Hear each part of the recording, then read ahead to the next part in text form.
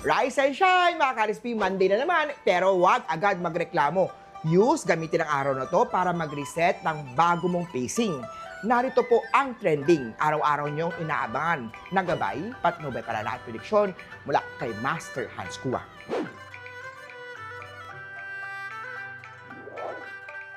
Simulan natin sa mga pinanganak ng Year of the Rat. Medyo moody ang partner mo dahil sa gastos sa weekend. Huwag mo siyang sabayan sa init ng ulo mo. Lambingin mo lang. Sa mga singles naman na may nakakikilig na chat na mas lumalalim ngayong araw. Keep the spark alive. Green at 8. Kaya Ox tayo, huwag mo munang galawin ang savings. Hintayin matapos ang mga bayarin bago mag-shopping ulit ha. Wealth first bago kilig. Yellow at 4.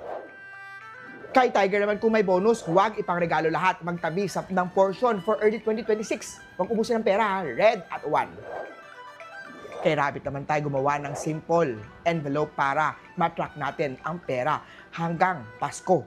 Sa love life, usapang love life ha, huwag kalimutan mag-good morning. Kahit i-text, kahit busy kayo, blue at 7.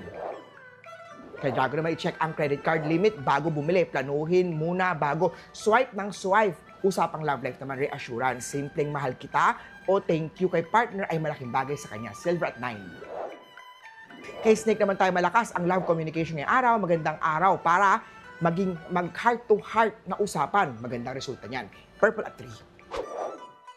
Sa mga pinanganak ng Year of the Horse, magandang araw para gumawa ng short-term financial goal bago mag-2026. Usapang pag-ibig, huwag masyadong seryosohin ang walang kakwenta-kwentang tampuhan. Hindi lahat ng heart sa photo ay aawayin mo. White at 2. Go tayo makakatulong ang paglalagay ng fresh flowers sa mesa. This will boost your mood, creativity, love at energy. Sa bahay, yellow at 6. Kay Monkey naman tayo, magandang araw para sa small surprise. Kahit mga stock deliveries or okay niyan. Green at 5.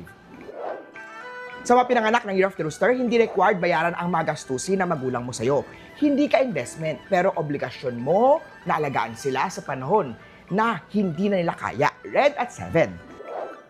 Kay Dog naman tayo, walang masama sa pagtitipid, pero keep in mind na minsan, sa sobrang pagtitipid ay lalo pang napapamahal ang gastusin.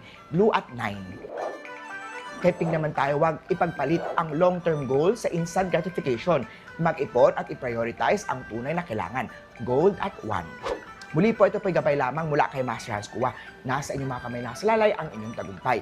Think positive at i-manifest natin ang success. Mga ka-RSP.